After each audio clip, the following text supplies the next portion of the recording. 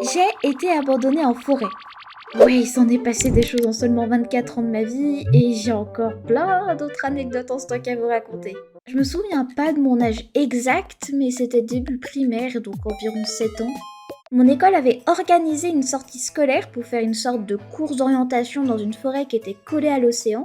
Cette sortie scolaire a été une catastrophe du début jusqu'à la fin. Pourtant ça commençait bien, ma maman faisait partie des parents accompagnateurs. J'étais trop contente, jusqu'à ce que les profs décident dans le bus que tous les enfants dont leurs parents étaient présents en tant qu'accompagnateurs allaient pouvoir être avec eux pour la sortie, sauf moi.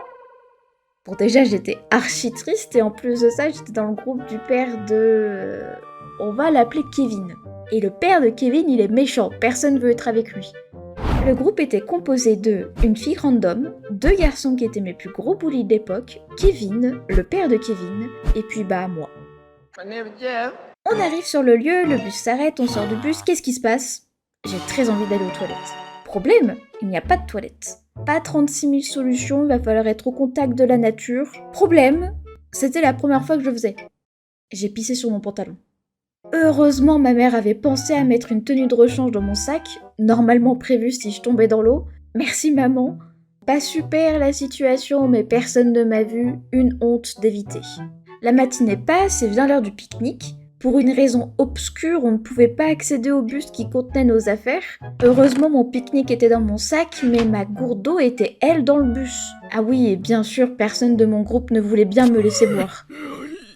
Bref, on repart en randonnée dans cette forêt, sauf qu'au bout de 20-30 minutes de marche, je suis à bout, j'ai beaucoup trop soif pour continuer. Je prends mon courage à deux mains et dis au père de Kevin que je me sens pas bien et que j'ai besoin d'eau.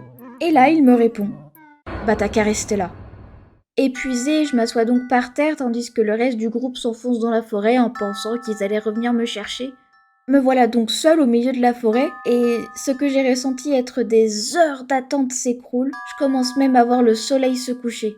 Rappelons que j'avais seulement 7 ans, je suis seule dans la forêt depuis maintenant un certain temps, je ne sais pas où je suis ni comment rentrer, je panique et finis par éclater en sanglots.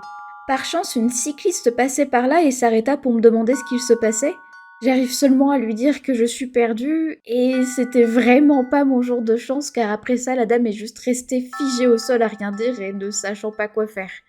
Finalement mon groupe revient enfin me chercher parce que oui, il pensait que j'allais retrouver le chemin toute seule vers le point de départ. J'avais 7 ans encore une fois, et vous savez ce que me dit le père de Kevin? Arrête de pleurer, ce n'est pas la fin du monde.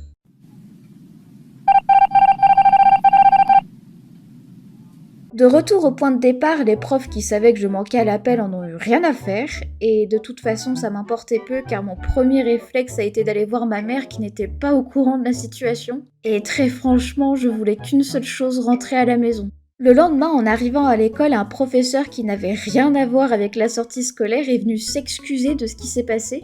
C'est quelque chose qui m'a vraiment marqué car la seule personne qui est venue s'excuser et me demander si j'allais bien est aussi la seule personne qui n'avait aucune responsabilité là-dessus et ne faisait pas du tout partie de l'histoire. Et pour ça, merci à vous monsieur.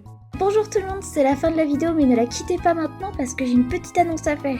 Au moment où je parle, on a quasiment atteint les 10 000 abonnés sur YouTube, c'est absolument incroyable, merci infiniment. Il n'y a même pas un mois de cela, je vous remercie pour les 1000 abonnés et maintenant on est quasiment 10 000.